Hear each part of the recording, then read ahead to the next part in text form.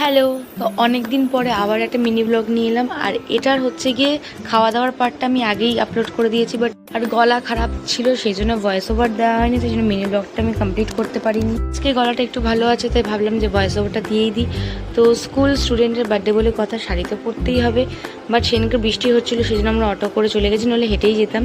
আর এটা হচ্ছে দাদাভাইয়ের সঙ্গে প্যান্ডেলটা শুরু হয়ে গেছে। যারা যারা আসনি কোনোদিন প্লিজ এসো, দেখো খুব সুন্দর হয় প্যান্ডেলটা, মানে ঠাকুরটাও খুব সুন্দর হয়, প্যান্ডেলটা অসাধারণ হয়। তারপরে হচ্ছে কি যে বার্থডে গার্লকে দেখালাম, তারপরে আমরা গেলাম কেক খেতে। কেক অলরেডি কাটা হয়ে গেছিলো, আমরা দেরি করে গিয়েছিলাম। তারপরে কেক খাওয়ার পরে গেলাম হচ্ছে কি একটু মকটেল খেতে, কারণ গলাটা এই করেই আমার ঠান্ডাটা লেগেছিলো, তো খেলাম। তারপরে গেলাম একটু স্টার্টার খেতে, আর আমি স্টার্টার খাবো কি আমাকে ডিস্টার্ব করে যে আমার প্লেট থেকে তুলে নিয়ে নিয়েছে। তারপরে মানসিকতা ভালো সেই জন্য আমাকেও খাইয়েছে।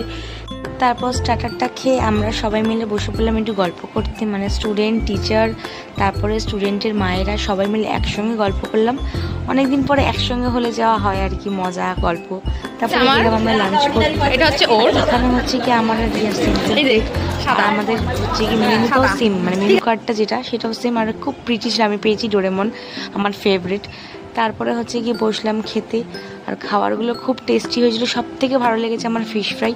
আর এর কাছে পড়েছে হচ্ছে কি একটা মাছের মাথা, ও সেটা খায় না, সেটা বোঝানোর চেষ্টা করছে আমি মাথা খাই না, মাথা খাই না।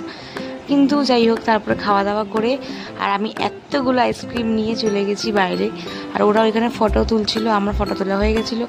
তারপরে এলাম বাড়ি, হেঁটে হেঁটেই এসেছি, কারণ কাদা লাগলে আর তখন কোনো অসুবিধা নেই। তারপরে ভাস্বতীকে রিয়াকে টাটা করে চলে এলাম বাড়ি। গরমে একদম পাসিনা পাসিনা হয়ে গেছে, ওই যে মুখ পাসিনা পাসিনা হয়ে গেছে। এখন ফ্রেশ হব, তো টাটা, দেখতে থাকো পরের ব্লগ।